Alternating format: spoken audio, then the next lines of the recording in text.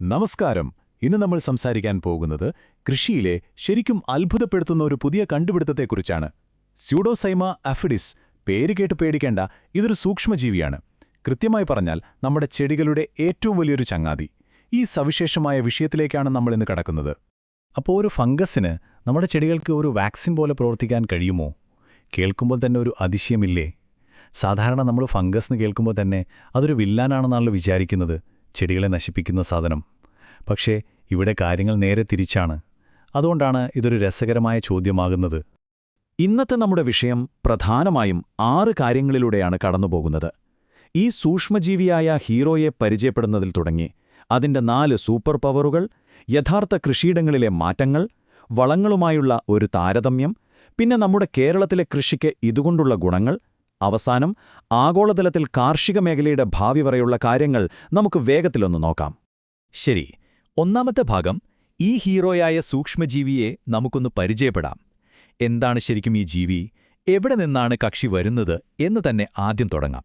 നമ്മൾ നേരത്തെ പറഞ്ഞ പോലെ ഇതൊരു രോഗകാരിയായ ഫംഗസ് അല്ല കേട്ടോ, പകരം ചെടികളുടെ ഒരു ഉറ്റ ചങ്ങാതിയാണ്. ജെറുസലേമിലെ ഹീബ്രു യൂണിവേഴ്സിറ്റിയിലെ പ്രൊഫസർ മാഗി ലേവിയും അവരുടെ ടീമും നടത്തിയ അതിഗംഭീരമായൊരു കണ്ടെത്തലാണിത്. ചെടികളുമായി വളരെ മികച്ചൊരു സൗഹൃദബന്ധം സ്ഥാപിക്കാൻ കഴിയുന്ന ഈസ്റ്റ് പോലെയുള്ള ഒരു പ്രത്യേകതരം ഫംഗസാണിത്. സാധാരണ ഫംഗസുകൾ ചെയ്യുന്നതുപോലെ ഇവൻ ചെടികളെ ആക്രമിക്കാൻ പോകുന്നതേയില്ല. പകരം എന്താ ചെയ്യുന്നതെന്ന് വെച്ചാൽ ഇലകളുടെ പുറത്തും തണ്ടുകളിലും ചിലപ്പോൾ മണ്ണിനോട് ചേർന്ന ഭാഗങ്ങളിലുമൊക്കെയായി ഇവൻ സുഖമായി ജീവിക്കും. എന്നിട്ട് നമ്മുടെ ചെടികൾക്ക് ഒരു മൈക്രോസ്കോപ്പിക് കാവൽക്കാരനായി അവിടെ തന്നെ നിൽക്കും. ചെടികളുടെ വളർച്ചയ്ക്ക് വേണ്ട ഏറ്റവും സ്വാഭാവികമായ ഒരു പ്രകൃതിദത്ത കൂട്ടുകെട്ട് അവിടെ ഉണ്ടാവുകയാണ്. ഇനി രണ്ടാമത്തെ ഭാഗം, ഈ ഫംഗസിന്റെ 4 സൂപ്പർ പവറുകൾ എന്തൊക്കെയാണെന്ന് നോക്കാം. ഈ കാവൽക്കാരൻ കൃത്യമായി എങ്ങനെയാണ് അതിന്റെ മാജിക് കാണിക്കുന്നത് എന്നറിയണ്ടേ? പ്രധാനമായും 4 രീതിയിലാണ് ഇവൻ ചെടികളെ സഹായിക്കുന്നത്. 1. ചീത്ത ബാക്ടീരിയകൾക്കും ഫംഗസുകൾക്കും എതിരെയുള്ള ഒരു ബയോളജിക്കൽ ഷീൽഡ്, അതായത് ഒരു കവചമായി ഇത് പ്രവർത്തിക്കുന്നു. 2. ചെടിയുടെ പ്രതിരോധശേഷി കൂട്ടുന്നു. 3. മണ്ണിലെ പോഷകങ്ങൾ കൂടുതലായി വലിച്ചെടുക്കാൻ സഹായിക്കുന്നു. 4. വരൾച്ച പോലുള്ള പ്രശ്നങ്ങളിൽ നിന്ന് ചെടിയെ സംരക്ഷിക്കുന്നു. അടിപൊളിയല്ലേ? ഇതിൽ നമ്മൾ എടുത്തു പറയേണ്ട കാര്യം ഈ വാക്സിൻ ഉപമ തന്നെയാണ്. നമ്മൾ മനുഷ്യർക്ക് വാക്സിൻ എടുക്കുന്നത് പോലെ തന്നെയാണ് ഇത് പ്രവർത്തിക്കുന്നത്. ഒരു രോഗം വരുന്നതിന് മുൻപ് തന്നെ ഈ ഫംഗസ് ചെടിയുടെ പ്രതിരോധ സംവിധാനത്തെ തട്ടിയുണർത്തും. ഈ ഒരു പ്രൈമിംഗ് എഫക്റ്റ് കാരണം എന്തെങ്കിലും ഭീഷണി വന്നാൽ നേരിടാൻ ചെടികൾ അപ്പോൾ തന്നെ സജ്ജമായിട്ടുണ്ടാകും. ഇനി കാലാവസ്ഥാ മാറ്റങ്ങളുടെ കാര്യമെടുത്താലോ, അവിടെയും ഇവൻ ഒന്നാംതരം പോരാളിയാണ്. മണ്ണിലെ നൈട്രജനും ഫോസ്ഫറസും പൊട്ടാസ്യവും മറ്റ് മൈക്രോന്യൂട്രിയന്റുകളുമൊക്കെ ചെടിക്ക് പരമാവധി വലിച്ചെടുക്കാൻ ഇത് സഹായിക്കും.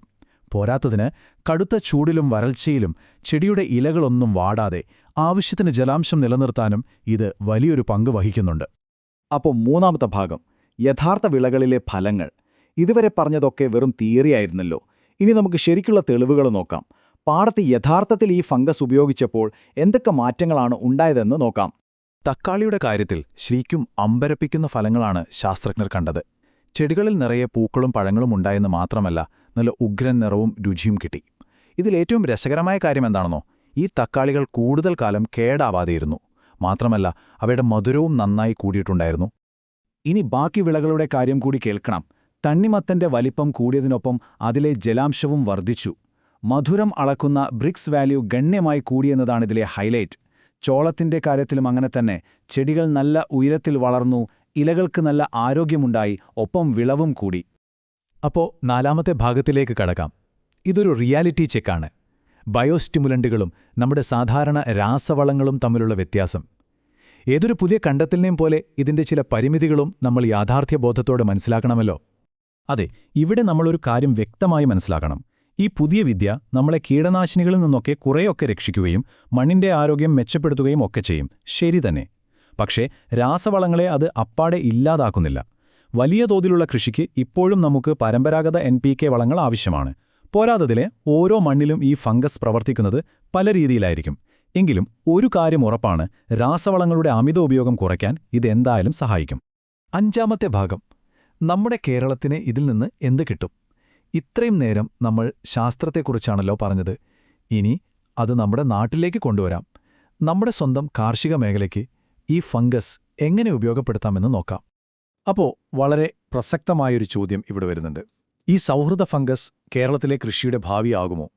എനിക്ക് ഈ ചോദ്യം വലിയ ഇഷ്ടമാണ്. കാരണം ലോകത്തെവിടെയോ നടന്ന ഒരു കണ്ടുപിടുത്തം നമ്മുടെ നാട്ടിലെ കർഷകരുടെ പ്രശ്നങ്ങൾക്ക് എങ്ങനെ പരിഹാരമാകുന്നു എന്നാണ് നമ്മൾ നോക്കുന്നത്. ചെറിയ കൃഷിയിടങ്ങളിലും പോളിഹൗസിലുമൊക്കെ ഇത് വളരെ ഗംഭീരമായി പ്രവർത്തിക്കും. അതുകൊണ്ടുതന്നെ കേരളത്തിലെ ടെറസ് കൃഷി, ഓർഗാനിക് ഫാമിംഗ്, പോളിഹൗസ് കൃഷി എന്നിവയ്ക്കൊക്കെ ഈ ബയോസ്റ്റിമുലന്റ് ശരിക്കുമൊരു വരദാനമാണ്. നമ്മുടെ നാട്ടിലെ വെള്ളരി, തക്കാളി, ക്യാപ്സിക്കം പോലെയുള്ള പച്ചക്കറികൾക്കും ഫലവർഗ്ഗങ്ങൾക്കും ഇത് വലിയൊരു മാറ്റം തന്നെ കൊണ്ടുവരും. അപ്പോൾ നമ്മൾ 6ാമത്തെയും അവസാനത്തെയും ഭാഗത്തെത്തിയിരിക്കുകയാണ്, ആഗോള കാർഷിക രംഗത്തിന്റെ ഭാവി. നമുക്ക് ഈ വിഷയത്തെ കുറച്ചുകൂടി വലിയൊരു ക്യാൻവാസിൽ നോക്കാം. ഈ സാങ്കേതികവിദ്യ ലോകത്തെ മുഴുവൻ കാർഷിക മേഖലയെയും എങ്ങോട്ടാണ് നയിക്കുന്നത്? സ്യൂഡോസൈമ അഫിഡിസ് എന്നത് ഭാവിയിലെ കൃഷി എന്ന വലിയൊരു പസലിലെ ഒരു ചെറിയ കഷ്ണം മാത്രമാണ് കേട്ടോ. കൃഷിരീതികൾ ആകെ മാറാൻ പോവുകയാണ്. രാസവളങ്ങൾ കുറച്ച് ഇത്തരം സൂക്ഷ്മജീവികളെ കൂടുതൽ ആശ്രയിക്കുന്ന, ഒപ്പം AI പോലെയുള്ള സ്മാർട്ട് ഫാമിംഗ് ഉപയോഗിക്കുന്നൊരു കാലം. ഇതിൽ കൃത്യമായ ജലസേചനവും കാലാവസ്ഥയെ അതിജീവിക്കുന്ന വിളകളുമെല്ലാം ഉൾപ്പെടും. ഇതൊക്കെയാണെങ്കിലും ഇത്തരം പുതിയ കണ്ടുപിടുത്തങ്ങളുടെയെല്ലാം അന്തിമ ലക്ഷ്യം വളരെ സിമ്പിളാണ്. മണ്ണിനെ ഒട്ടും നോവിക്കാതെ തന്നെ കൂടുതൽ വിളവുണ്ടാക്കുക, ഒപ്പം നല്ല കിടിലൻ രുചിയുള്ള ആരോഗ്യകരമായ ഭക്ഷണം നമുക്ക് നൽകുക. ഇത്തരം ബയോസ്റ്റിമുലന്റ് സാങ്കേതികവിദ്യകൾ കൃത്യമായും ഈ ഒരു ലക്ഷ്യത്തിലേക്കാണ് നമ്മളെ കൂട്ടിക്കൊണ്ടുപോകുന്നത്. അവസാനമായി നിങ്ങളെ ചിന്തിപ്പിക്കുന്നൊരു ചോദ്യം ചോദിച്ച് ഞാനിത് അവസാനിപ്പിക്കാം.